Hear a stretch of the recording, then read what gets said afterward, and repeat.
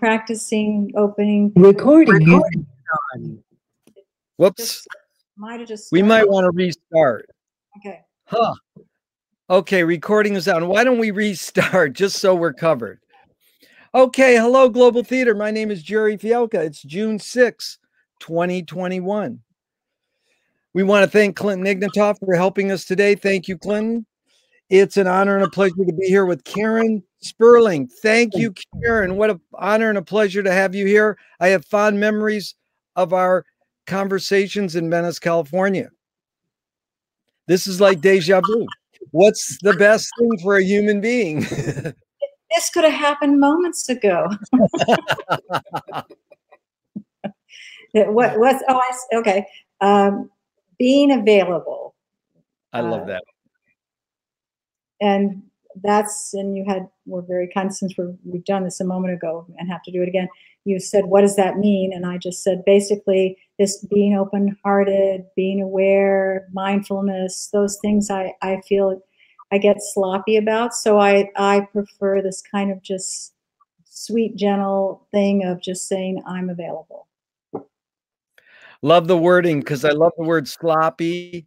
Life is sloppy sometimes, but to be succinct, be available, carries less baggage to me than saying, open-hearted and mindfulness, since those are become cliche, even though they're good words. They're nice words. I like them. I use them, but I love it really cuts through the bullshit and gets to the heart of the matter. Be available. So, what's your favorite form of information, how it comes into you? So I have a practice which comes from a lot of work in energy medicine I studied with Richard Bartlett, who taught a thing called matrix energetics, and spent 6 years traveling with him around the country.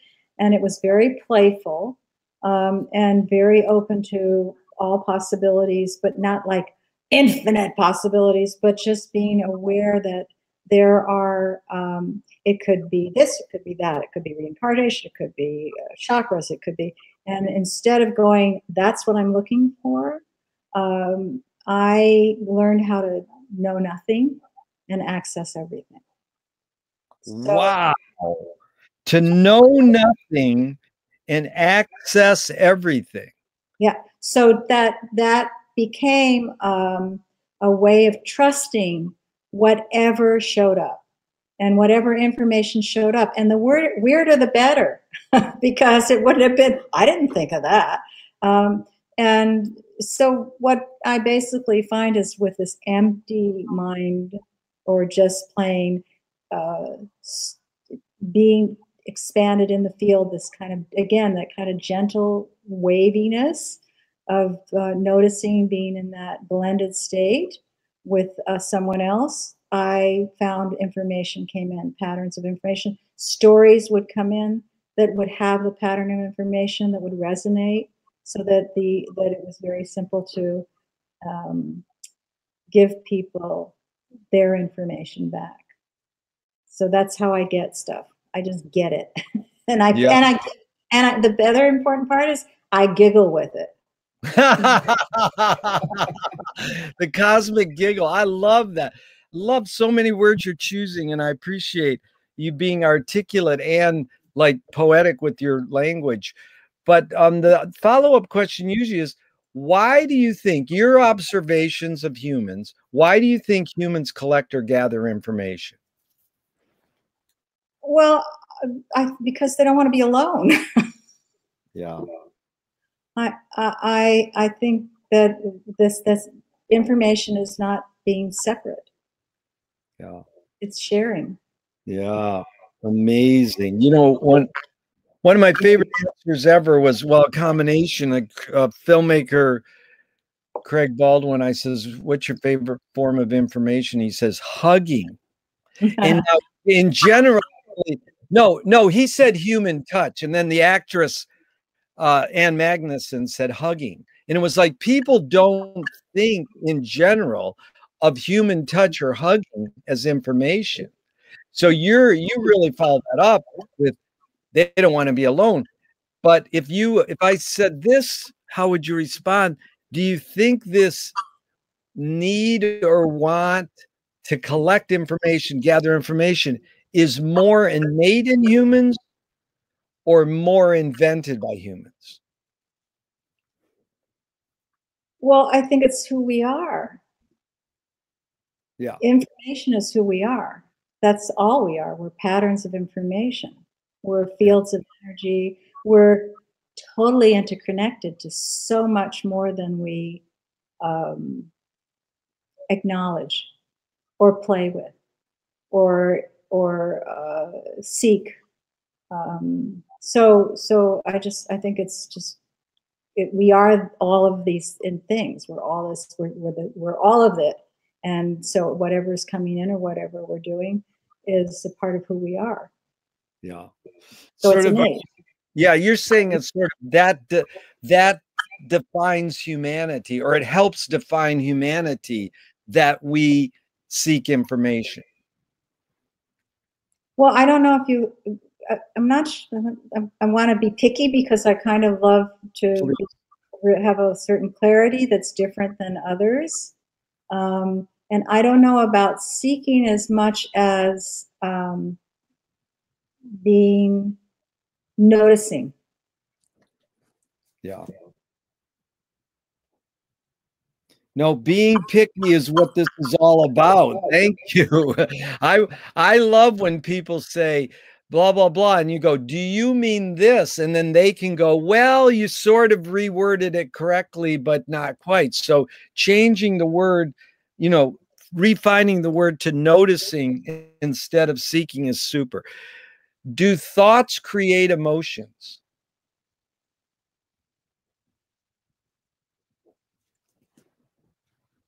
I believe we have been honed down to what is happening to us and what our story is and what's going on around us in interactions and relationships affect us. So what you think about what's going on is going to affect you. So it will give you emotions. Yeah. Do you more seek happiness or more seek meaning? I know you asked this. Well, let me refine. Let's say the verb could be seek, notice, pursue. You can choose. Like a lot of my questions, you can put them into the context you want and say, well, I rather use this word. So I sort of like notice, so it could be notice too. I usually say pursue, but I want you to feel that you can put these into the context you want as well. So that's a good thing when you said pursue, because that's in time.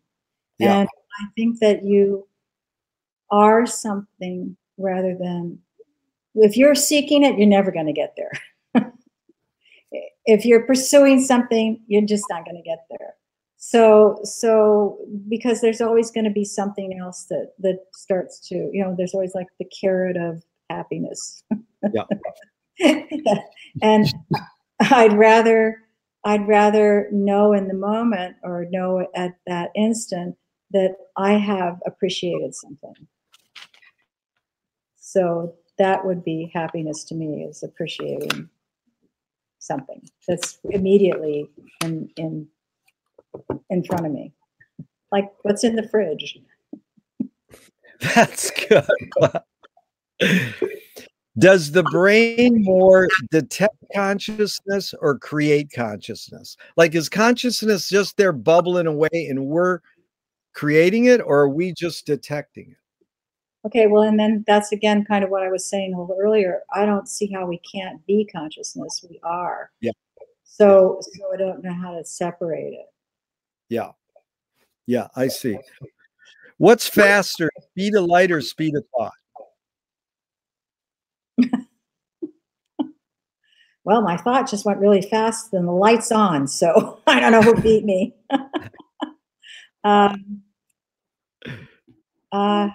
don't care. Oh, that is a great answer. um, you can't dismantle the master's house using the master's tools. That's Audre Lorde, the poet. And Yvonne Rainer, the dancer poet, said you can if you expose the tools. What new tool do you suggest? Okay, so I have some masters that I really enjoy. One of them is Osho. Um, for me, the irreverence and the amount of information and the changing into from chaos to knowing the way he would do and then using humor. So I always felt like I always felt a master was someone who teaches you what you already know, and a teacher teaches you what they know.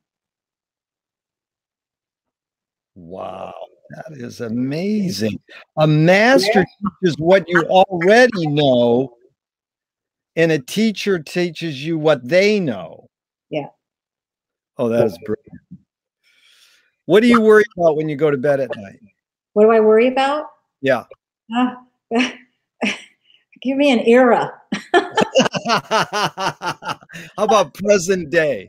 Oh gosh, because first of all, I had many children that I took care of, and now I have many grandchildren, and they're all messy, a mess, have been messy, anywhere from drugs to streets to ghetto to blah, blah. So of course I've lost a few of them, one to AIDS and one, my only child, to an accident, and so in those days, guess who I went to bed worrying about? Nowadays, and I've always was politically active or always involved in doing community service, and I was a writer from my whole life. I wrote movies and books and children's books and blah blah blah. Anyway, so today I have to tell you a little story, if you don't mind, actually, because I've been saying for recently, the human experiment is a failure. We're destroying ourselves, and we're in war. We're angry. We're suffering. I had a mother, by the way, for 70 years who told me the world was coming to an end, and she was a political activist and very involved. So it wasn't like she was sitting back saying that. But so I was thinking this. I'm going, God, we're horrible to each other. We're getting more, and the people who are getting more and more greedy are more and more greedy. Everything that's going on, I'm aware of. I work on a thing called Nuclear Wake Up Call. I'm in Bioneers. I'm in it. But then I said, wait a minute. I'd love to go in reverse. I said, no. Let's say someone put us here or something put us here and said, you know what? We have no idea what it would be like if we were angry, hating, fearful, suffering, sick. What would it be like for our overhaul soul, to go and experience that? Well, we've succeeded. We have totally succeeded. We have shown exactly what would happen if we were all these things. We're self-destructive. So when I got that feeling, we succeeded. We're not failures. Now we can change.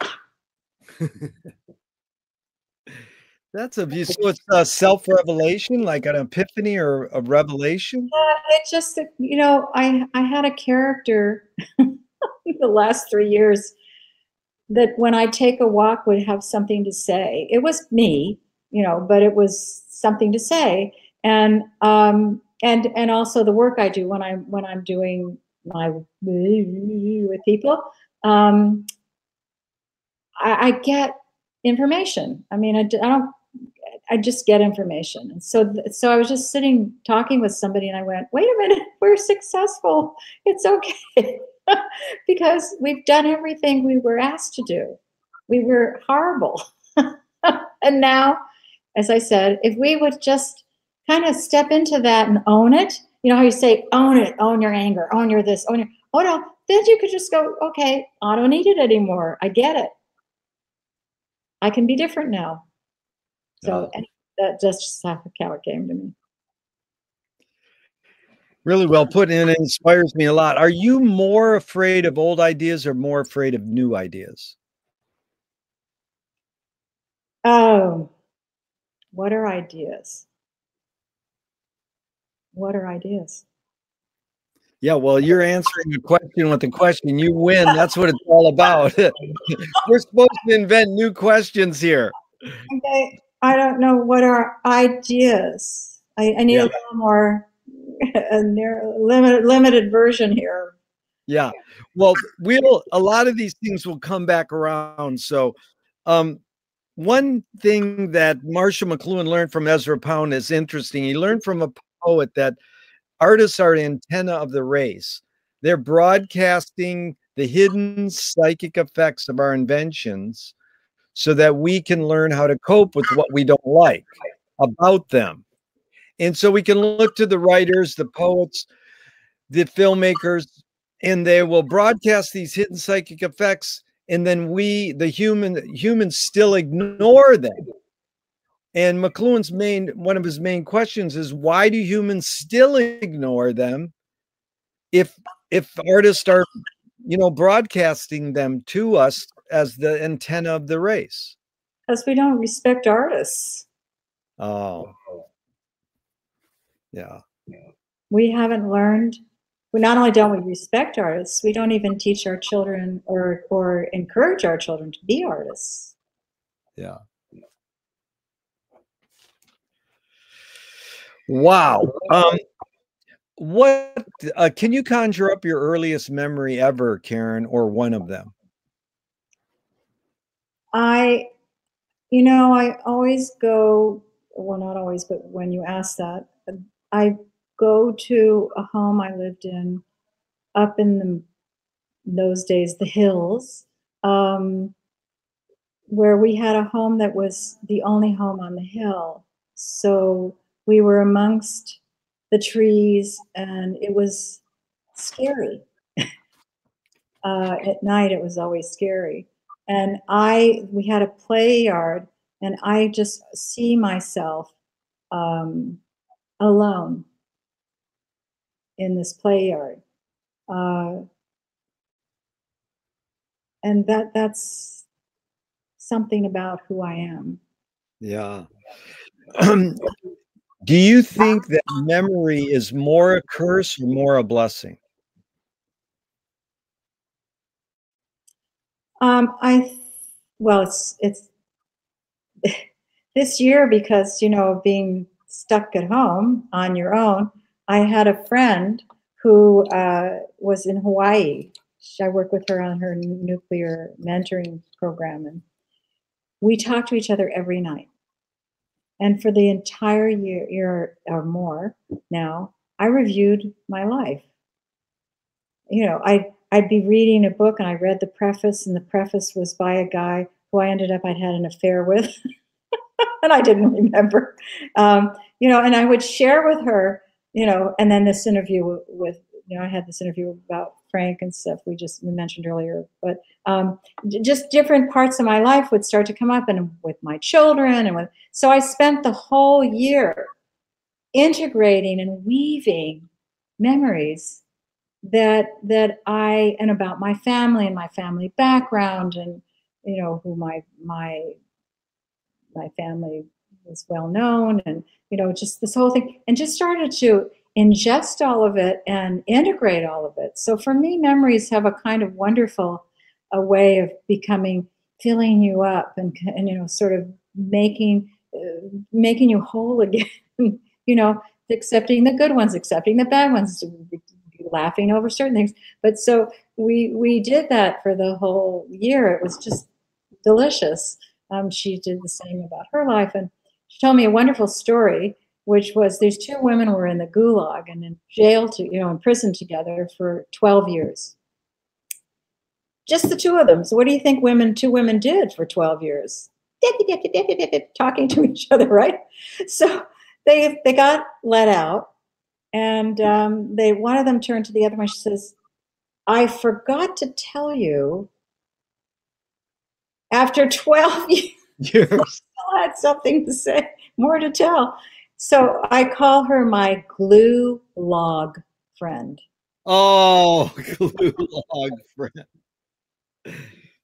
It really reminds me of my friends.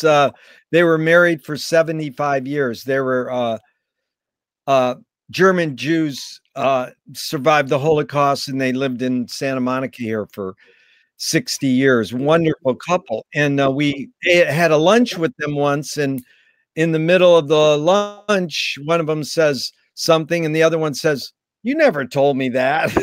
And it's like you're with someone for 60 years, you still can't tell them everything. There's no way. Yeah, I got one more thing. That was good.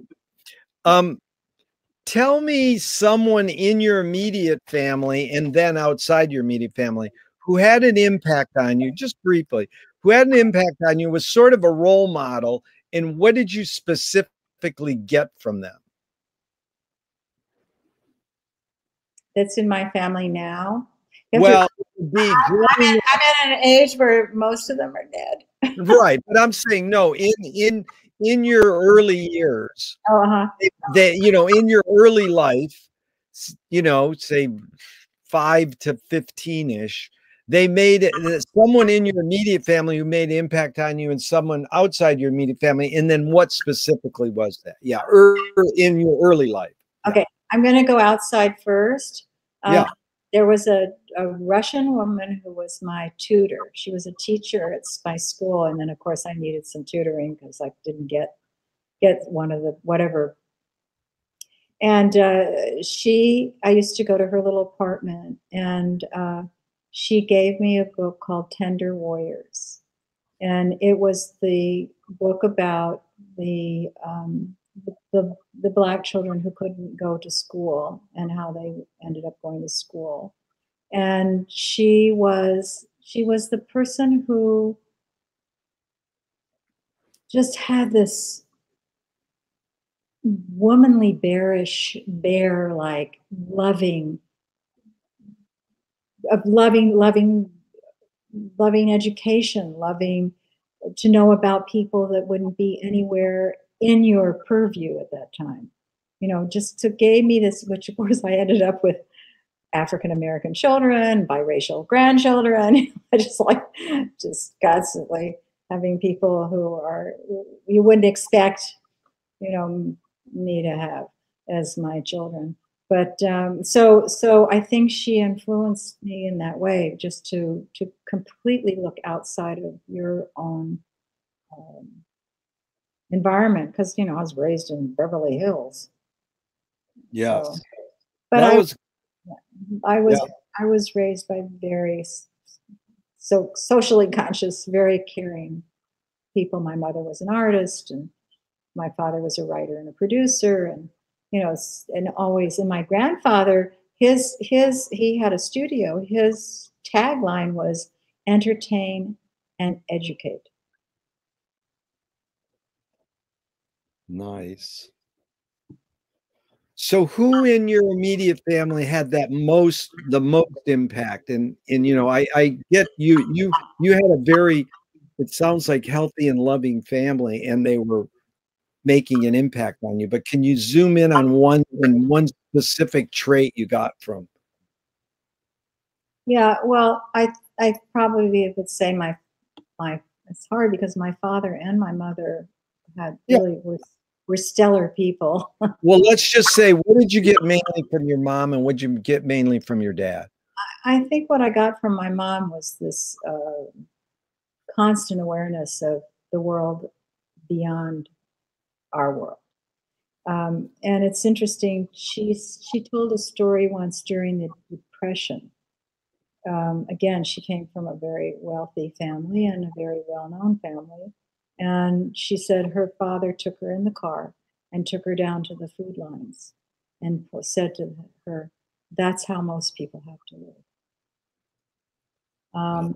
So we always had an awareness of what was going on in the world.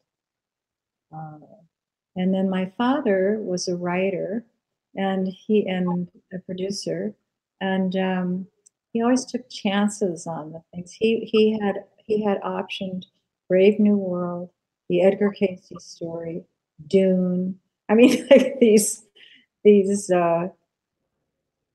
more of who we are expanded to make his movies, and he had a wonderful black sense of humor, and I love irreverence and I love black humor.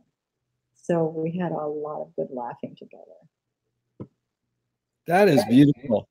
This is really inspiring. And what I'm very curious about is, who did you get your positive attitude, your positive demeanor from, or did you get that on your own? Because I really feel this positiveness from you.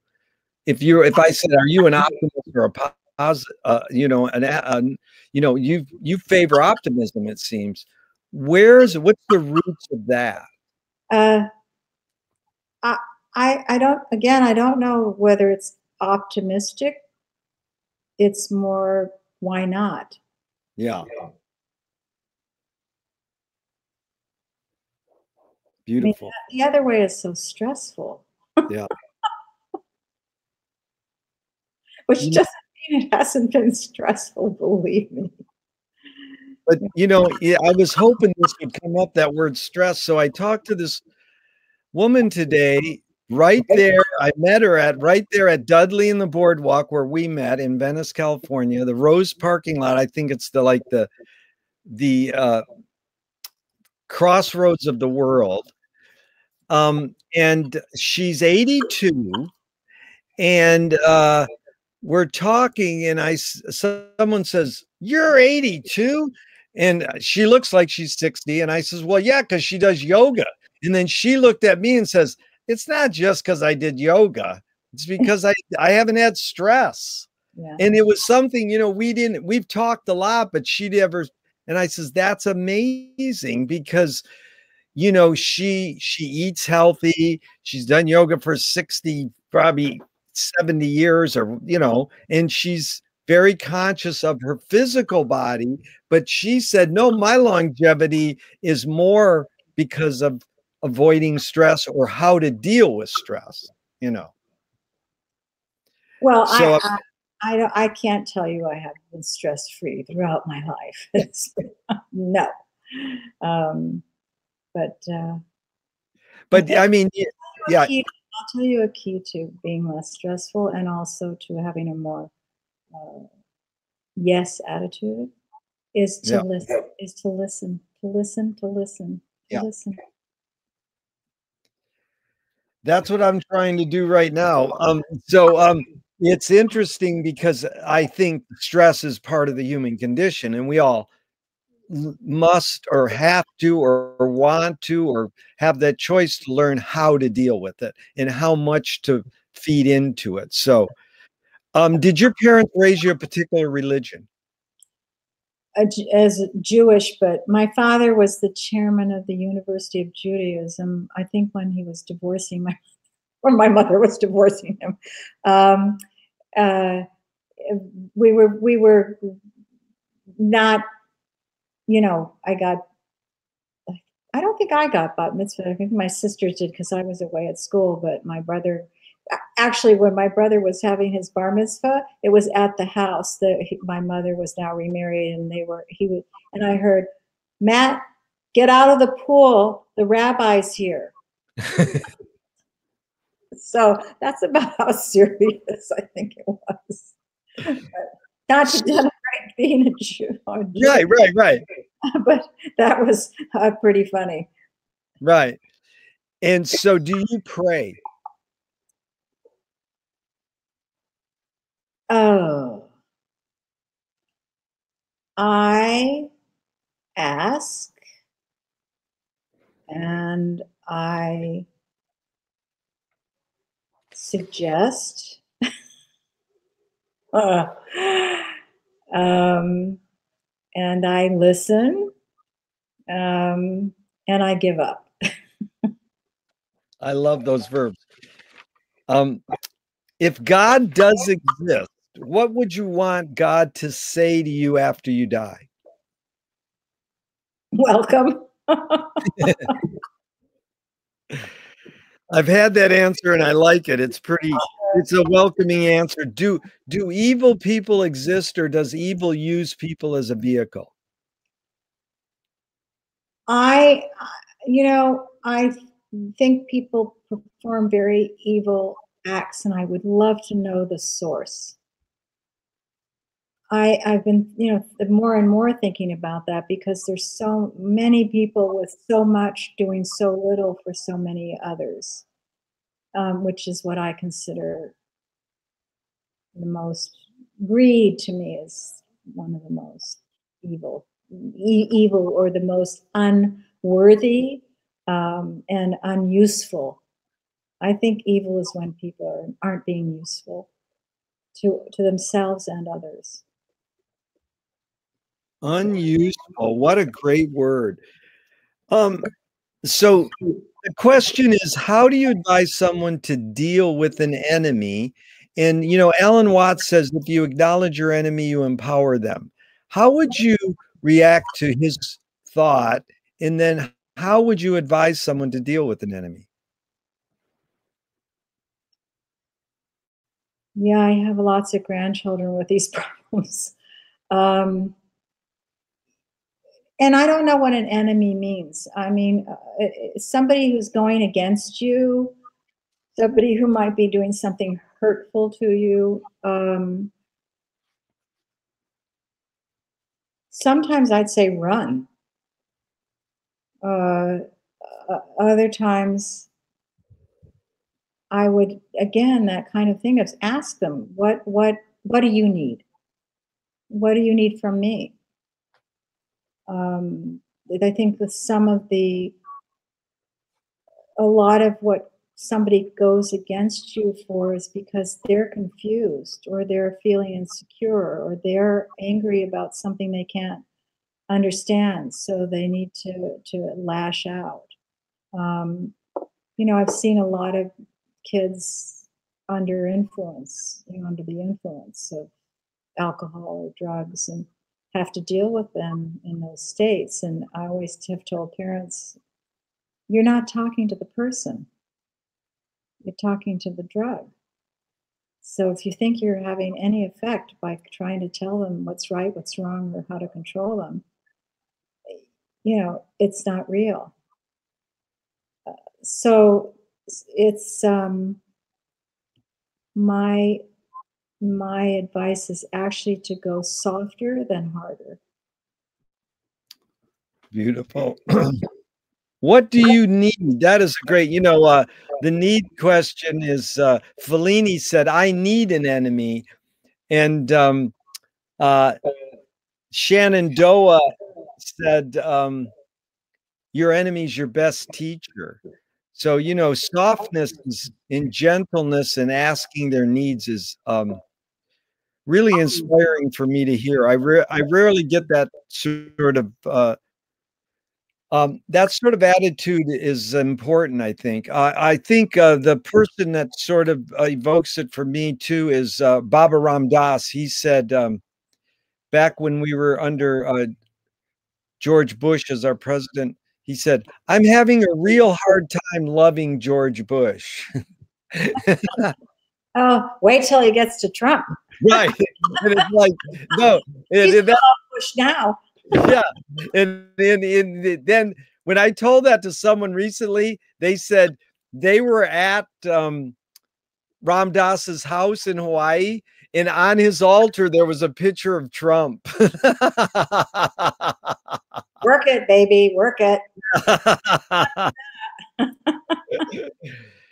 So James Joyce was the projectionist in Dublin, and about 100 years ago, and he basically checked out. He said, this is stupid. Why should I go inside a building and see a movie of a tree when I can go outside and see a real tree? And years later, Faulkner said, sometimes the best fiction is more true than journalism. Why do we have to recreate things in order to get them? Why do we have to go to a theatrical play of people acting out life? Why don't we just live life? Well, I think you're seeing someone's perspective of life that might give you some insight. It's about an artist. I mean, a filmmaker is an artist, or somebody who's showing you how they see reality.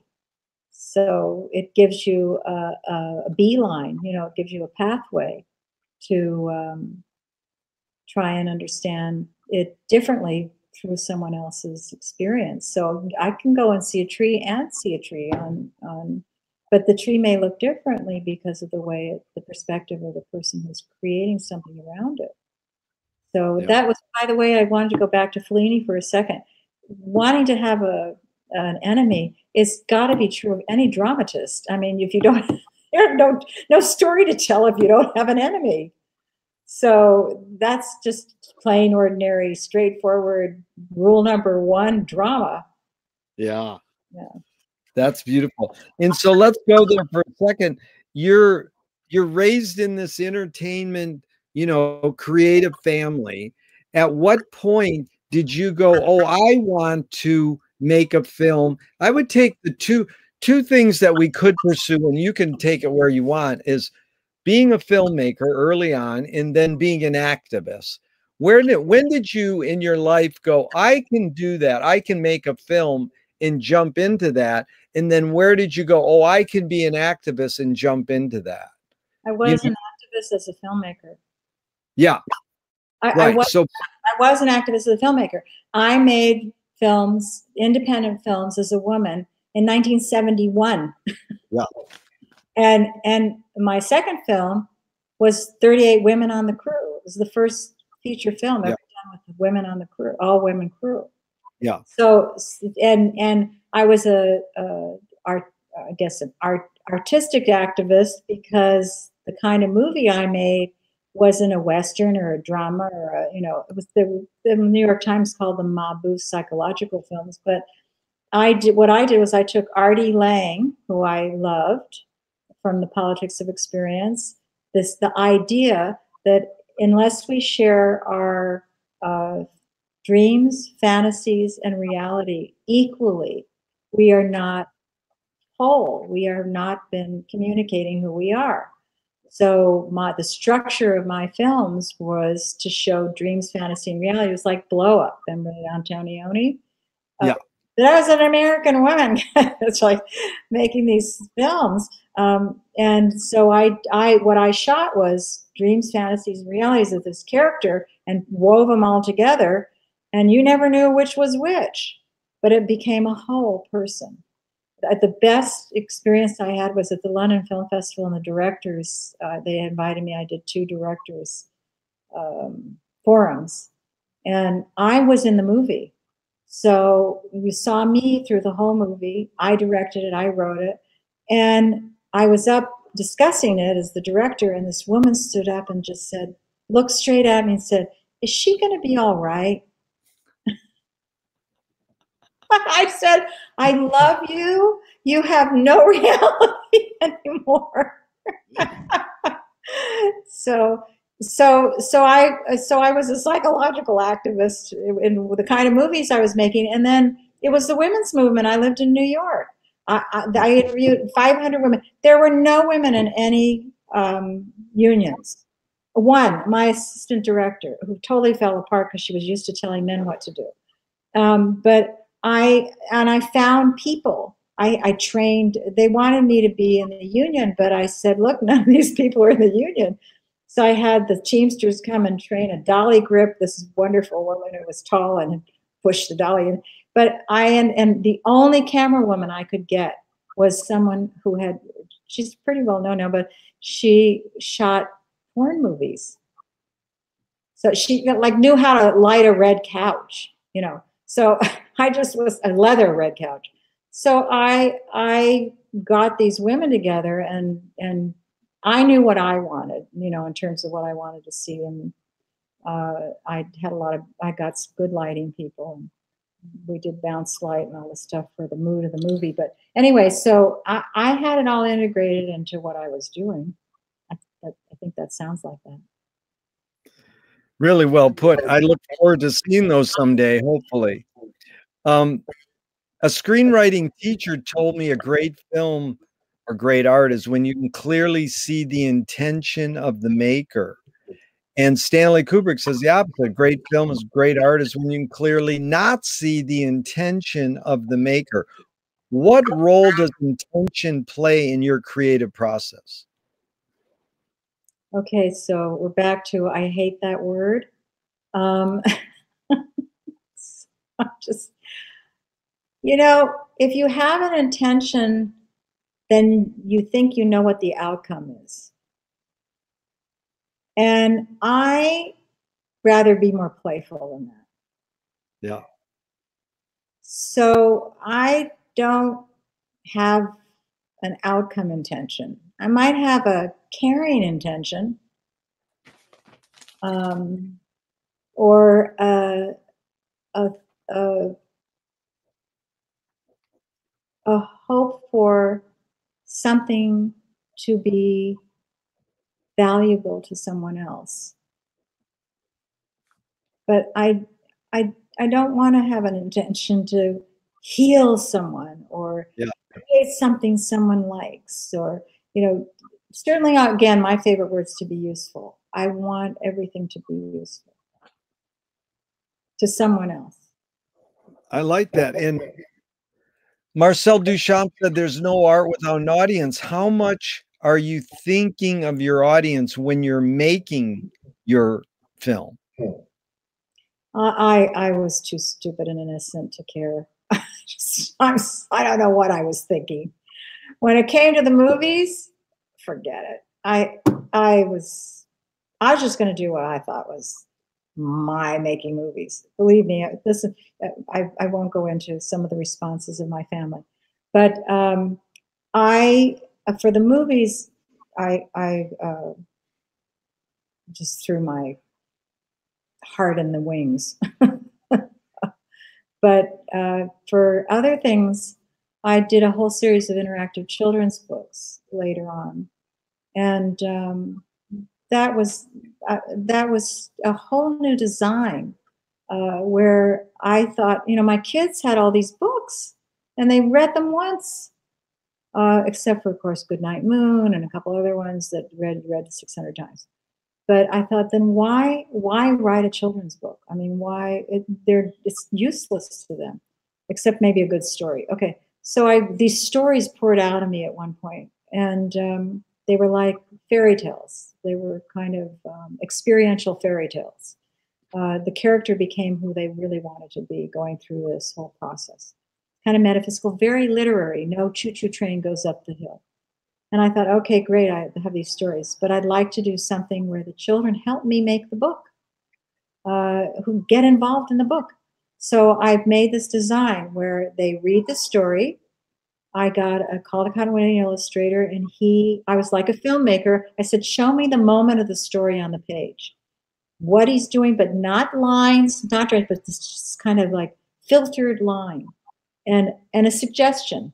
So there's this like filtered line with a suggestion. You read the story, the kids create the character. So there's no Donald Duck is doing this. It was my characters doing this. They would do everything the character did visually by illustrating the book as they went through the story. So they became the character. And at the end of it, they wrote their own story. That is beautiful. Now, Karen, are those books still available? I have a website. It's called invitationalbooks.com. And last year during the shutdown, I donated all the books to shelters, hospitals, and schools. So it was wonderful. I had the best time. I have some left of the first 4 that have been published. There's 8 more to publish. So I'm probably going to go rattle some publishers' cages and see if they'll publish them, because they're so valuable now for the children. And the stories are really quite, I say so myself, useful and beautiful. So I'm hoping to get the other 8 stories that are completed visually. He passed away, but before he did, I had him complete 12 of the books. So we have 8 more to publish. Beautiful. And those are under the author's name, Karen Sperling? Yeah. That had Good. Amazon, but I took them off because it got too crazy. But there is a website, invitationalbooks.com. Thank you. Let's go back for a second because you were a friend of Frank Zappa's and we sort of united talking about him back when we first met. I worked for him for 9.5 years. And, you know, I really felt I've studied Frank for 50 years deeply in not just, you know, appreciating him as an important musician and, you know, a thinker and an artist, filmmaker, but one thing that he said that I'm intrigued by, which I find um, I would love to get your opinion on, and it's about the word intention. He says, I just write this music for myself, and if other people like it, great. Now, I think Frank was a very smart, as he said, I'm a devout capitalist. He was a smart businessman. I mean, he was a self-made millionaire. He became, you know, someone famous through writing music that isn't really, you know, readily accessible, let's say, to the normal listener. Hello. And I think he was, yeah, I think he was saying, I know which words to say and which guitar notes to hit, and that will help me make money so I can keep making the music I really want to make. So I felt he was romanticizing that intention. Like I just write music for myself and you know, if other people like it, great. Do you think that sounded a little bit that he was romanticizing that process? Gosh, calling Frank romantic. Um, you know, he was he was true to himself. He was true to himself as a in every way he lived and he worked. Now, I'm going to tell you something you should probably acknowledge is that his wife, Gail, made money. So she had a whole business behind Frank that made money. Just like kind of my mother was married to a well-known activist who was the chairman of the ACLU and things, and everybody always talked about him doing this and him doing that. He ran the Dan Ellsberg trial and made sure Dan didn't go to jail. And you know, my mom was there the whole time doing the same thing. Nobody, you know, everybody went, "Oh yeah, Betty, Betty, Betty." But the truth is, there were people. There were in all those days. There were people, women, the wives, and behind these guys who, Yeah. whatever they were doing and getting acknowledged for it, they had help. Yeah. So I'm gonna. I don't know if she. I mean, I was with Frank when he was married to her, but I have to acknowledge her because I know that she had businesses behind Frank that helped support him. Yeah. Well, Karen, how do you think, if you could summarize it briefly, how did Frank shape your behavior? What was the impact he had on you personally?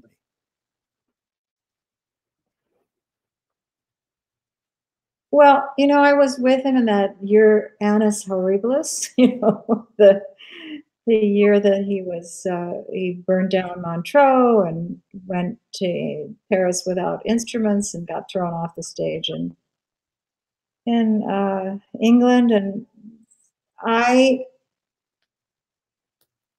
I don't know how he didn't influence how I created. He was supportive of it, and you know, and certainly I think appreciated me as a filmmaker and a person and a girl. Um,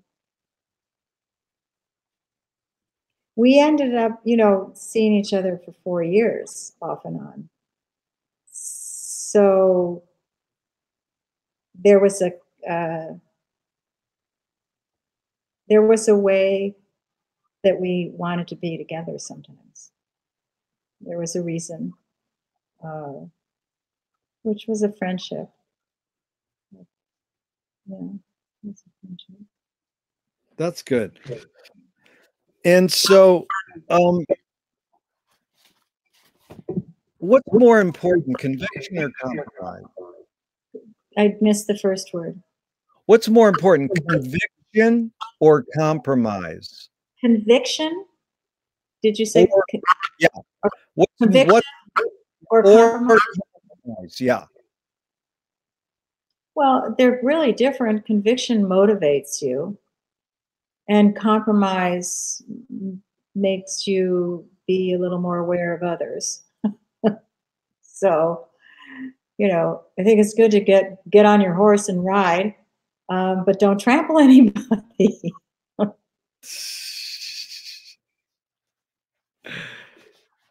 Again, I'm intrigued by your morals and your values. You know, do you think you got them more from your parents or on your own? Because you're a loving human being and you're saying things that inspire me to be a better human. I mean, that's what we're all on earth for, right? To make the world better. How did you reach that sort of philosophy? That I'm going to give my children credit. And I adopted 2 children, and I had one. And then I took in 5 other children. And they were, as I said before, messy, or certainly having difficulties, and all have been through things that I never thought I would have to deal with. Um, and that's the point. I didn't think. I did the children like I did the movies, open with my big heart, going, "Yeah, come on, you have a problem. Come on, I'll take it. I'll take it. I want it." And I really, what I went through, certainly losing my only daughter. I found her dead in her bed. Having my other son get put in jail because somebody spiked his drink. He had AIDS, and he ended up getting tuberculosis and dying. Another son who was an alcoholic and a drug addict, and going through years and years and years of his struggle. Another daughter in an abusive relationship, having children with that. I don't know. I just all their shenanigans and depths of pain and struggle, and my being able to be there for them, yeah. and never giving up. Not even never giving up, just playing, I'm in this. I asked for this. It's my thing. So that, I think that gave me, kept beating my heart. And if you're going to rip my heart and beat my heart, but I'm going to keep my heart pumping, that's how you get there. Yeah. Well put, Karen. I appreciate this. So, do you think humans are more head or more heart? You brought up the word heart. Are humans more? I know it's both, and it depends. But in general, if you were going to say, are humans more feeling or more thinking beings? Well, I don't know what humans you're talking about, but I can say that I think our society and culture would go more head than heart. So I think people probably, if they had been given permission or training, or the freedom to go with their heart, they would be more heart. But most situations living in this society and culture are to use your head. And Yeah. by the way, you're having to use what, 5% of it? So Yeah, I love when Bridget Bardot said, "When I make love, I don't think." yeah. I'm like, good luck. I mean, you want to feel to be able to surrender to a sensual experience, but how do you shut your head off? Or it's like meditating. Now, try to think about not thinking. It's actually something you said earlier that I love is I'm trying to get to the stage to unlearn everything I know, or that stage of not knowing. Know nothing, access everything. Yeah. When I have to, work with people or play with people or mess with people when I'm doing the work I do, I always say, if you're thinking, just listen. Say, Yeah. I hear you. I hear you. And then you're not up against anything. Yeah. That's okay. Where'd you get that logo? Know nothing, access everything. That's when I was teaching. That's what I, part of what I would teach is people to get to the state where they go, I'm perfectly fine. I don't know what the fuck's going on. So I go, yeah, yeah. And shut the up.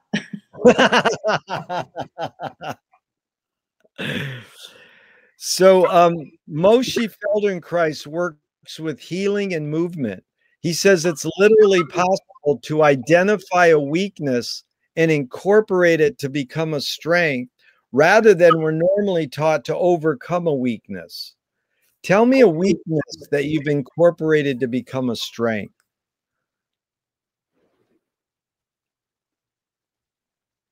Hmm. I don't know quite what a weakness means. It's something I'm not good at, or Well, it's interesting because the whole thing is that the words carry baggage. So sometimes we say, uh, you get a rejection and you can turn it into a redirection. So it's something that's not working. And how do you flip it to okay. have it work for you?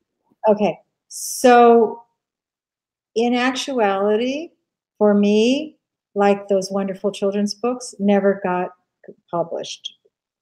My movies were way too soon for me to have a career in making movies. I've written 5 other screenplays that didn't get made. Another novel that didn't get published. Some novels got published. I wrote a Broadway musical that didn't get done. I have, in relationships, haven't had a relationship in a long time. What I was getting to was basically, I figure it's the way it's supposed to be. Right. And so, and I'm enjoying that. And I actually was enjoying that. And so I think the overall weakness is I haven't accomplished what I thought I was going to accomplish. I haven't had the relationships I thought I wanted when I was a younger woman. I haven't had healthy children that ended up being okay. I had nothing's successful. And every day is a good day. That is, you really got the question. And it's funny because I don't mean to use this word to apply to you, but Samuel Beckett says, fail once, then fail again better. And I'm not saying you failed, but it is interesting. I failed in a overall view. Yeah. But if I just looked at myself and it was just about me, I had a great time. I got to create what I wanted. And we always go, the fat lady hasn't sung yet, right? I'm not on a walker. So there's curiosity. That's what I overcome weakness with. Curiosity. Beautiful. Really well put. And let's just go back to Frank for a second. One of Frank's, I think what I learned from Frank was embrace contradiction. He said, nothing is what I want. You got to love the cops as they beat the shit out of you. I'm not black, but a whole lot of times I'm not proud I'm white. He knew how to embrace. He was very Zen in a way. But here's the one that really says what you were just saying to me. It resonates with that is, I'm a failure, but I'm not a miserable failure. And some people would say, well, he's not a failure, but he felt he was a failure and he said it, but he wasn't a miserable failure. He just kept going. But I think he got to create what he believed in. And that's what I'm saying. I got to create everything I believed in. Yep. And I Me. got to take care of the people I always wanted to take Yeah. care of. And And I so actually, yeah, any other possibilities or options or things that might have happened, could have happened, should have happened, would have happened, just didn't happen. But for me, each day worked. yeah, So that's the best. Everybody's always saying you want to be in the now, you know, you want to be being, you know, all those things. If you shut up and look at it, that's what you are. That's what you're doing. yeah. And it has Yeah, nothing to do with anybody else. it's really well put. And I asked Shelly Manne, the great jazz drummer, once what it was like to play with Frank. And he goes, that guy knew what he wanted and he got what he wanted. You know, and then you just sort of reiterated that. So here's a question, Karen. I would love to hear your opinion or your thoughts, just your reflections. Is perception reality? Yeah, if you're willing to perceive what's showing up and not perceive what you think something is.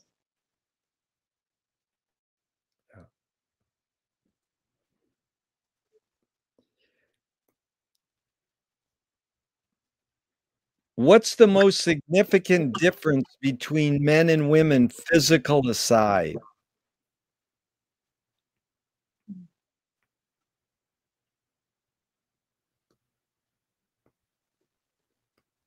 There's more mama in a woman.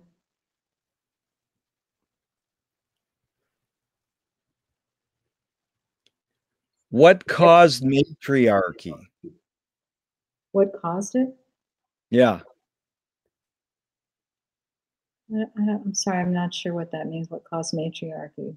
We Well, it's a, you know, I started asking what caused patriarchy, Mhm. and so I flip it sometimes, say what caused matriarchy.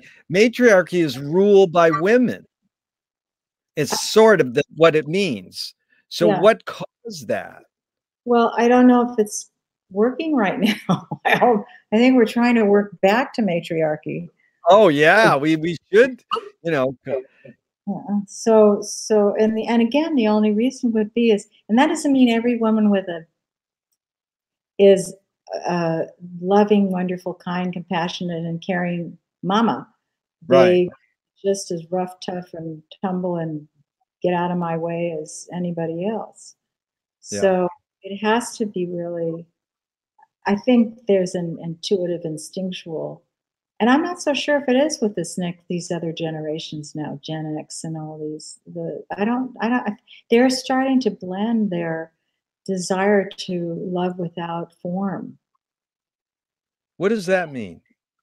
They're not choosing form, male, female. They're choosing in inner attraction, inner care, inner love.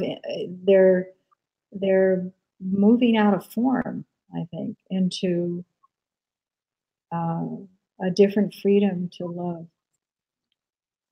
Just like in the 60s when we were all, you know, our parents were looking at us and going, my God, they're having sex with everybody. And you know, what is going on? Because, you know, the pill and all this thing. Um, and now we have a whole other generation of people doing something that I, I feel like they're finding that they want to love from inside out. Hmm. And I'm hoping that's successful because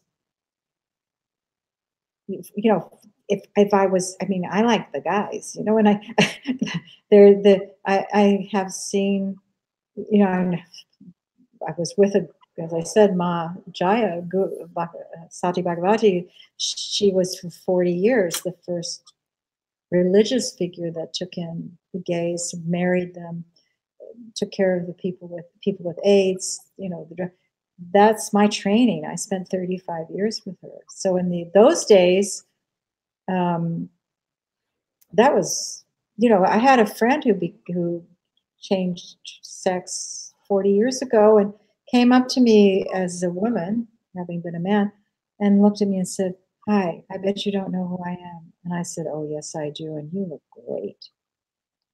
she said, I knew I could count on you. Oh, But so so now, you were asking about something else, but I got into this. I think that I don't know what matriarchy is going to mean to people who are blending their genders. yeah. No, you tackled it well, fine. And you brought up this inside. I wanted to ask you, T.S. Eliot said that poetry is outing your inner dialogue. And earlier you sort of referenced, everyone has this voice inside their head, or they have an interior dialogue, interior landscape. What language is your inner language in? It's not me. That's good. This great. I'm more. Would have more fun with some other things that go on, but I Yeah, don't want to do the guides and the channeling and It's yeah, just whatever information shows up like that for me is not another me or an other me, but other source of ni- me. nice. This is um Abigail Child is a great experimental filmmaker in New York City, and I says, what language is your inner dialogue in? And she goes, I wish I knew.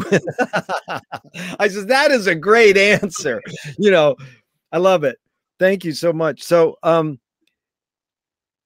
anger can be a productive emotion when fill in the blank. Oh, um, I when you've got someone's back. Yeah. If you were walking down the street today and you met yourself as a 12-year-old, what would you say to your 12-year-old self? The first thing that came was, don't slip on that banana peel. Oh, uh, uh, which would mean just watch where you're going. Oh, what would be advice? Let's see. I well, thought I knew. it doesn't have to be advice. No, It's no, no. just I thought I knew everything when I was 12. What's the matter with you? that's good. Yeah, I was sure I knew everything between 12 and 18. I had it all down. Then you start going back and you go, holy shit, I just made that big mistake. Why did I do that? I should have known better. But I got more innocent. The more experience I had, the more innocent I got. So yeah, that's a question I skipped over, but in your creative, you've had so many means to be creative. Um, and you've done this for decades. Tell me one major element that stayed the same in your creative process and one major element that's changed. This one thing that stayed the same is being blocked. I can't do it. I don't have anything in me. I'm not ready. Can I go wash the dishes now, please, or make the bed, or who needs me? That was pretty consistent. And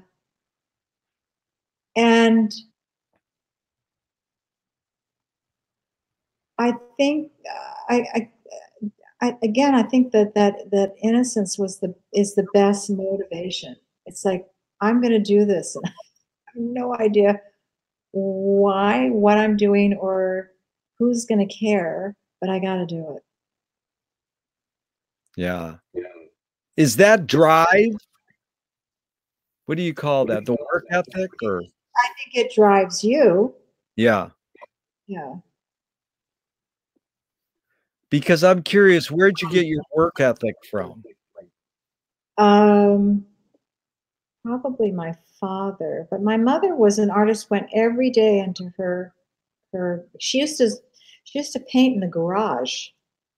Uh, I mean, we had a big house. I don't know why she didn't have a decent room to paint it, but she went in the garage and painted every day.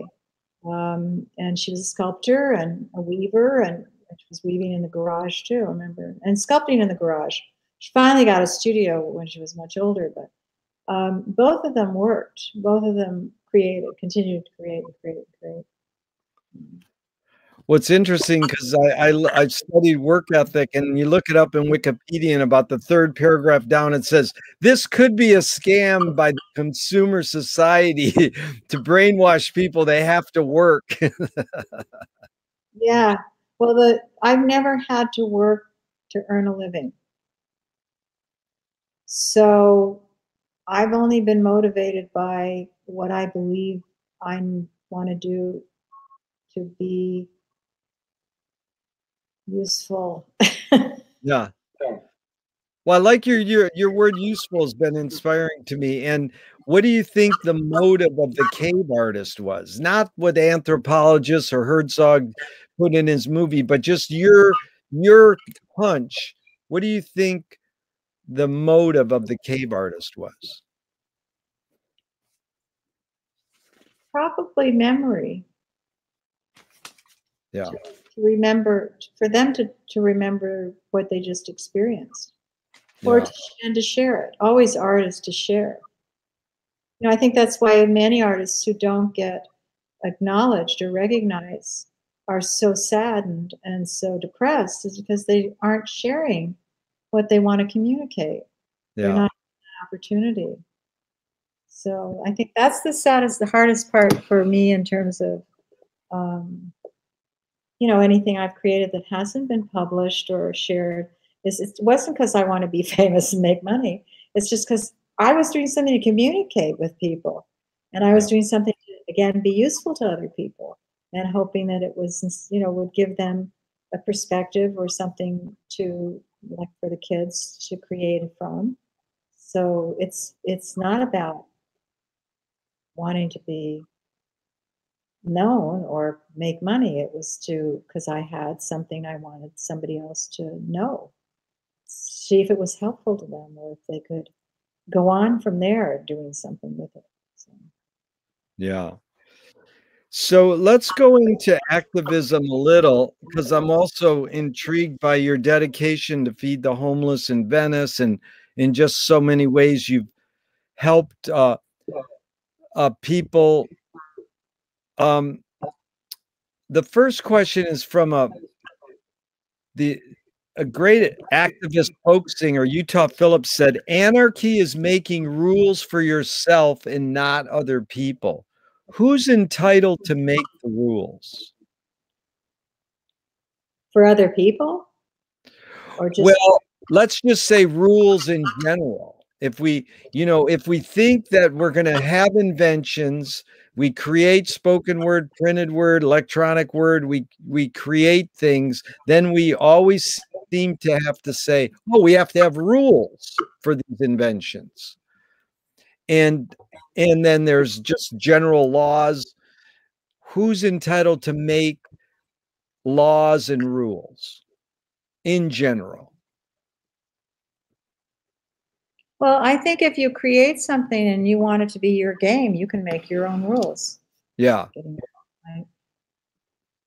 Yeah, I mean, and if somebody wants to play, I mean, the thing about anything that's created is somebody else has to choose to want to play with it. Yeah. So, and how, so a lot of things that are created that might be not good for other people, it's up to them to choose not to play. Yeah.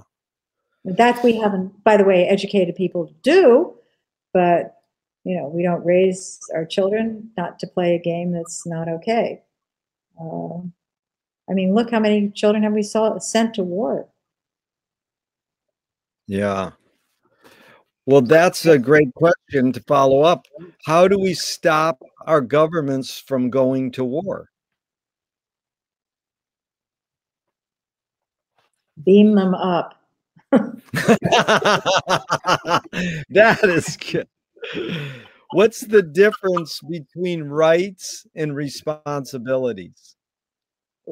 Rights? And responsibilities. What's the difference? And tell me how you spell rights. Oh, Rights. Like I have a right to Oh, this. the right. Yeah, right. I didn't know he meant RITES. Yeah. Yeah, yeah. The difference between, well, it has, look, remember, we're a humanity that's now succeeded at all our failures. So, you know, we haven't, until we see each person as ourselves, then we won't know what that's everyone's right then. Any right is what you would want for yourself.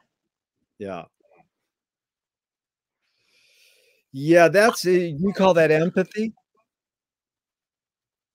Well, you know, those are those words I get sick of. Right. No, I just call that recognition. Yeah. Well put.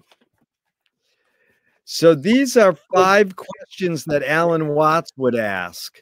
And I'm just curious, you know, it's just sort of a real brief kind of just off the top of your head. Who started it all?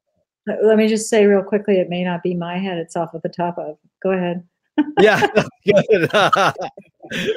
Good. You're like my mom once I says, "Mom, can I interview you?" And she goes, "Yeah, but everything I say today, I might say differently tomorrow." I goes, "That's all right." You know. Yeah, because really we're just having fun. It's just playful. That's the best conversation.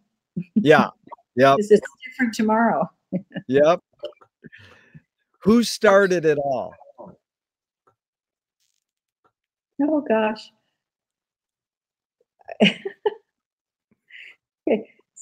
I saw him. I saw it. I saw it, whatever it was. I just saw it. Good. I saw it. Are we going to make it? You don't want a yes or no answer, right? Oh, yeah, you can answer it however you want. Yeah. Are we going to make it to the next planet, to the underground world, to the festival under the sea? You know, I haven't been very optimistic about that.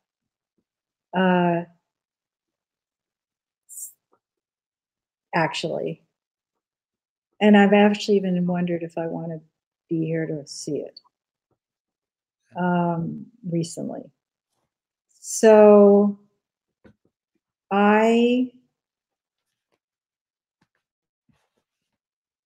unless the pink cloud shows up, envelops this planet, and like cotton candy says, okay, you got it now. Now here's what you got to do. There are so many things that are being done now that could make this world survive. Yeah. You know, hemp. I can name cancer cures, medications for treatments for COVID that were not allowed to be used. I mean, there's so much that so there's this backlog of solutions. And I'm not sure what we have to get out of the way. I'm suspicious of a lot of people that we need to get out of the way, or a lot of things we need to get away in order for those things to rise up and become useful to our survival. And I know a lot of people are definitely consciously and in reality doing good things. Yeah. So I vote for all of that. And I really, I don't know. I'm still in my wondering. Yeah. Wondering is good and wandering. They're both. But that was good. The third Alan Watts question is, where do we put it? Where will we put? Do I need to know what? Well, you can put in the context you want. So, you know, he's using the word it in all 5 questions. So Yeah. you could put it in the context you want. I mean, are we going to make it? I'll tell you what I would say it is. Yeah.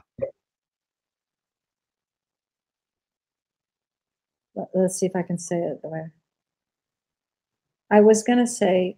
It for me would be peace within yourself. Yeah. So to answer that, where do we put it? Within yourself. Yeah, good.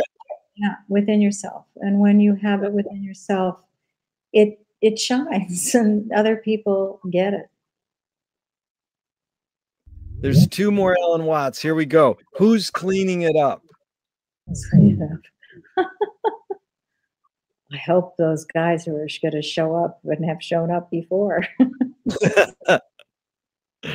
Okay, the last Alan Watts question is it serious? Is it serious? Yeah. No, it can't be. We are an oscillating field. Oh, I love that. So you're putting the word silly in the middle of oscillating. Is that it? I love that.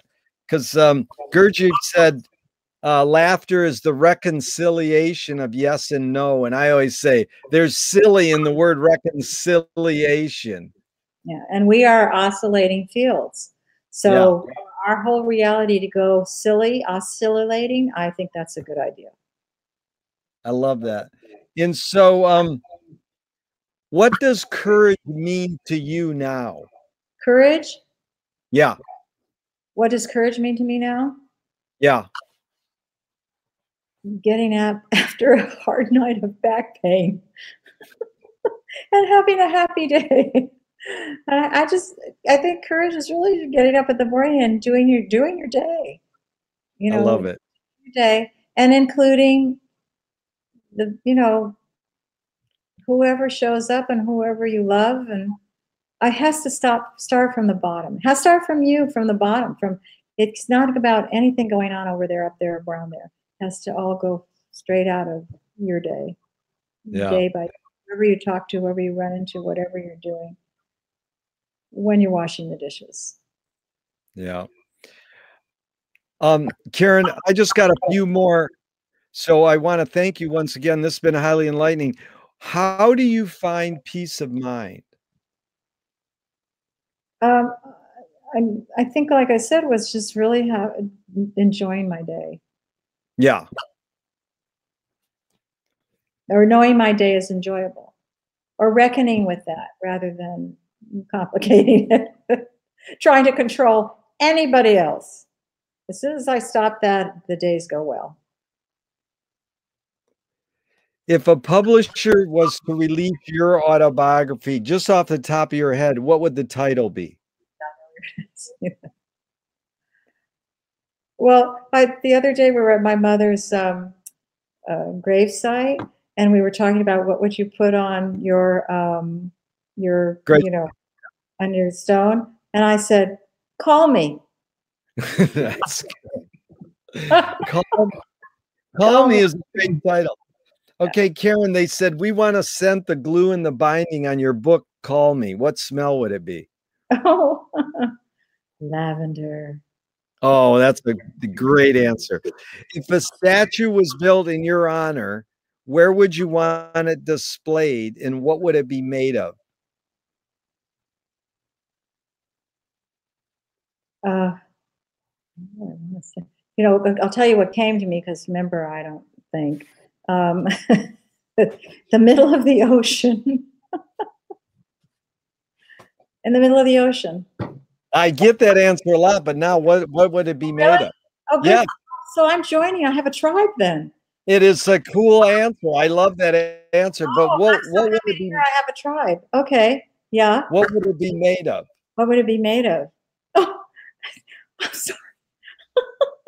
The first thing that came to me was spaghetti.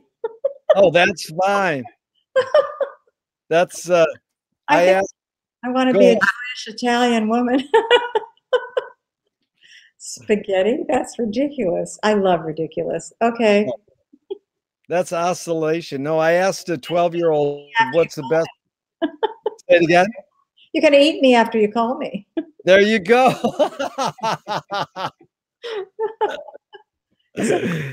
It's It's a comfort food, spaghetti. I'm a comfort. Yeah, it Yeah. is a comfort food. So Jordan Wilder has an interesting saying. He said, art is confession. Art is the secret told. But art is not only the desire to tell one's secret, it's the desire to tell it and hide it at the same time. The question I'm going to ask you is not implying you haven't done this. You've laid your cards on the table for the last 90 minutes. But what is it really all about for you?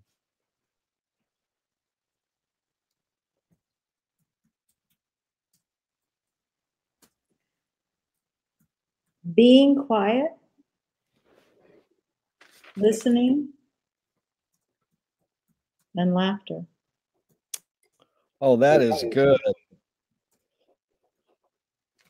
I love those three. Tell me something good you never had and you never want.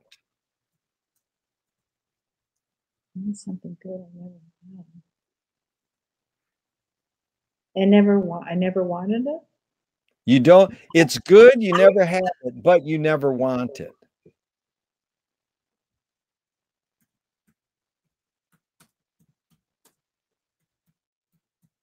Boy, I can't help.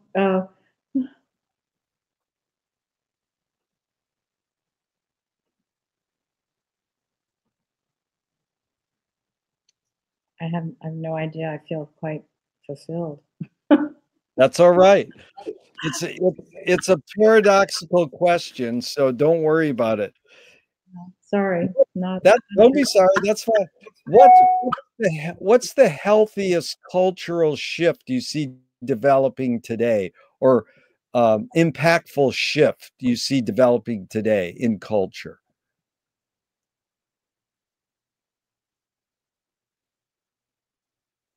Boy, I would say certainly, as I said, I think there's numbers and numbers of people creating things and know things that can help to turn our climate and our nuclear situation and greed and all those things around. And I think that all those tribes out there working on those things are their force field is not yet strong enough, and their language is not clear enough. And so I consult with a few people on different things on the Amazon and nuclear and all those things. And one of the things I think people need the most to do now is to have clarity and simplicity, which has much more force. There's more force in that. And not, and again, not as this is what I know, believe, and think. It's this is what's needed. Yeah. No, I like what you said. I think the neuroscientist George Lakoff sort of reinforces that. He said, in order for us to change or help, whatever you want to, what verb you want to use, is you got to use the existing language and create a new language or create newness. So you can't just abandon the old. You have to integrate both. Yeah, and I think the other thing is, people sometimes say to me, how do you do all that? Or why do you do all that? Or what? I go, I don't do that much. Yeah. Do something. If each person did something that was a part of someone else's needs or help, we'd be fine. Yeah. It's, I remember stopping at a woman who was begging and stopping, and I went up to her, I said, what's going on? What happened? She said, no one has ever asked me that. Yeah. And we talked for about 15 minutes. And, I'm an old hand at this, so I know when you're giving me a bullshit story or when you're, really on. So I gave her something.